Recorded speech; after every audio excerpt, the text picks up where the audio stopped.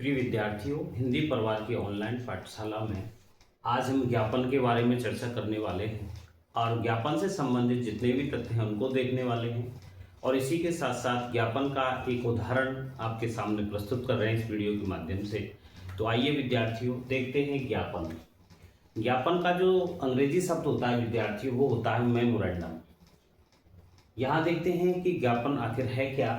तो विद्यार्थियों, आपको सबसे पहले ये बात समझनी है कि एक कार्यालय के अंतर्गत चलने वाली एक प्रोसेस है और विभागों के अंतर्गत एक विभाग से दूसरे विभाग में विचारों का जो आदान प्रदान होता है, एक तरह से जो आदेश होते हैं उस विभाग के अंदर ही उनमें ज्ञापन का प्रयोग किया जाता है।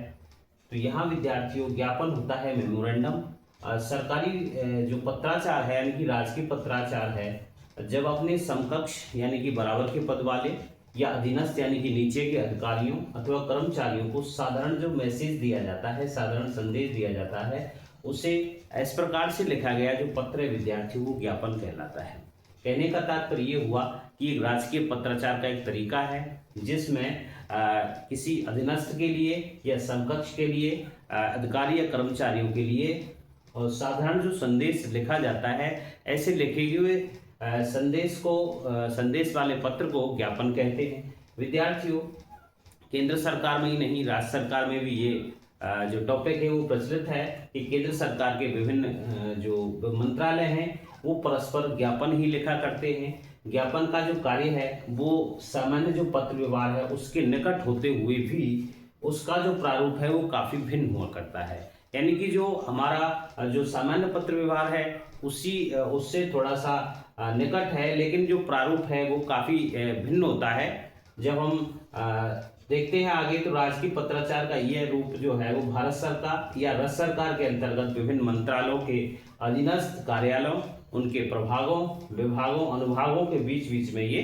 प्रयोग किया जाता है। विद्यार्थियों, ज्ञापन का उद्देश्य आखिर होता क्या है, तो इस संबंध में कथन ये है कि कर्मचारियों की ओर से प्राप्त जो प्रार्थना पत्र हैं, यानी कि जो अपने उच्च कर्मचारी के लिए जो प्रार्थना पत्र दिए जाते हैं अधीनस्थों के द्वारा, और उनकी याचिकाएं हैं या उनकी नियुक्ति के लिए, उनकी सेवा के लिए जो आवेदन आए हैं, उन आवेदन पत्रों का जवाब देने के लिए इस ज्ञापन की पद्धति का प्रयोग किया जाता है। विद्यार्थियों, प्राप्त हुए पत्रों की जो पावती है यानी कि रिसिप्ट है, जैसे कोई किसी कर्मचारी से हमें कोई पत्र प्राप्त हुआ है और उसे ये देने के लिए कि आपका पत्र हमें प्राप्त हो चुका है, उसकी जो रिसिप्ट देते हैं, उसकी जो पावती जिसे देते हैं, उसको भिजवाने का ये काम निविदा उसके ज्ञापन के माध्यम से विद्यार्थियों मेमोरेंडम के माध्यम से किया जाता है। तीसरा जो प्रचलित रूप है विद्यार्थियों, वह सबसे महत्वपूर्ण है, जो कि राजस्थान सरकार के सभी कार्यालयों में इसका प्रयोग सबसे अधिक होता है। वो यह है कि अधीनस्थ कार्मिकों को सरकारी आदेशों के अलावा, अर्थात इसमें सरकारी आदेशों के अलावा जितने भी अन्य तथ्य हैं, सूचनाएं हैं, उनसे अवगत कराने के लिए ज्ञापन लिखा जाता है। ट्रांसफर है, इनकी स्थानांतरण है, वेतन वृद्धि है, कर्मचारियों की नियुक्ति है, आदि से संबंधित जो तथ्य हैं वो इस ज्ञापन के द्वारा ही सूचित किए जाते हैं। ज्ञापन के विद्यार्थियों प्रकार पूछ लिए जाते हैं। ज्ञापन के दो प्रकार हैं, एक तो ज्ञापन सामान्य ज्ञापन है और एक है कार्यालय ज्ञापन। तो एक ज्ञापन जो होता है वो एक ही मंत्रालय या विभाग में काम लिया जाता है, अर्थात जो सामान्य ज्ञापन होता है विद्यार्थी जिसे ज्ञापन कहते हैं, वह एक ही मंत्रालय विभाग के अंदर काम में लिया जाता है। और जो कार्यालय ज्ञापन होता है विभिन्न कार्यालयों और मंत्रालयों यानी कि विभागों के बीच में काम में लिया जाता है। यहाँ ज्ञापन का अर्थ ये हुआ कि एक ही मंत्रालय विभाग में जो परस्पर काम में लिया जाता है वो होता है विद्यार्थी ज्ञापन, और एक मंत्रालय के से दूसरे मंत्रालय के लिए यानी कि विभिन्न मंत्रालयों विभागों के बीच में जो काम आने वाला जो ज्ञापन है विद्यार्थियों को कार्यालय ज्ञापन होता है। इससे कि आगे भी विद्यार्थियों ज्ञापन के संबंध में जो तथ्य हैं, जो आपको ध्यान रखने योग्य बातें हैं, वो इस प्रकार हो सकती हैं कि आपको ज्ञापन जो होता है उसके हमेशा उसकी जो भाषा है वो अन्य पुरुष में लिखी जाती है। इसमें अभिवादन जैसा कोई शब्द नहीं होता है, वादन या संबोधन के लिए कोई स्थान नहीं होता है। एक ही अनुच्छेद में ये एक ही पैराग्राफ में पूरा करना होता है, इसकी विशेषता होती है विद्यार्थी ज्ञापन की। अंत में प्रशंसा वाक्य भी नहीं होता है, आपके लिए धन्यवाद वगैरह ऐसा कुछ इसमें नहीं होता है। प्रेषिति यानी कि जिसे भेजा जा रहा है उसका नाम और पता अंत में बाईं ओर रहता है। नीचे की तरफ बाईं ओर रहता है। ज्ञापन की भाषा सरल होनी चाहिए, वाक्य योजना छोटी छोटी होनी चाहिए। विद्यार्थियों, अब इतना कुछ देखने के बाद में कि ज्ञापन आखिर है क्या, एक कार्यालय में अपने कर्मचारियों को आदेश देने के लिए या उन्हें सूचित करने के लिए जो प्रणाली अपनाई जाती है विद्यार्थियों, वे ज्ञापन होती है।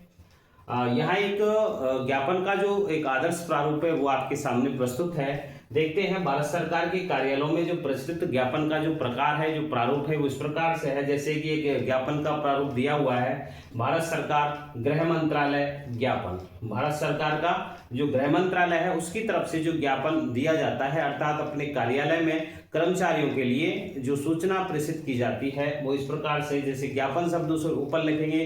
विद्यार्थियों, ये ध्यान आपको रखना है, जैसे हमने विज्ञप्ति पढ़ी थी तो उसमें भी ऊपर विज्ञप्ति तो कोई भी आप जब किसी भी टॉपिक से संबंधित इस प्रकार का जो प्रश्न है वो हल करते हैं तो उसका नाम आप अवश्य लिखें। तो यहाँ लिख दिया है हमने ज्ञापन। विषय दिया है डायरेक्ट की विद्युत खर्च की बचत हेतु, यानी कि विभिन्न मंत्रालयों में, विभिन्न विभागों में जो बिजली के जो खर्च है, बिजली का जो व्यय है, उससे संबंधित उसकी रोकथाम के लिए, उसकी बचत के लिए ये हेड ऑफिस की तरफ से ये पत्र आया है। तो ये ज्ञापन दिया गया है अपने अधीनस्थ विभागों के लिए। तो इसमें हम किस प्रकार से लिखा गया है कि विद्युत के व्यय बढ़ते जा रहे हैं और इस संकट से हम सभी परिचित हैं, अतः कार्यालय समय में उपयोग ली जाने वाली जो विद्युत है उसका मितव्ययता के साथ, यानी कि बचत करते हुए उपयोग किया जाए तो हम इस संकट के निवारण में योगदान कर सकते हैं।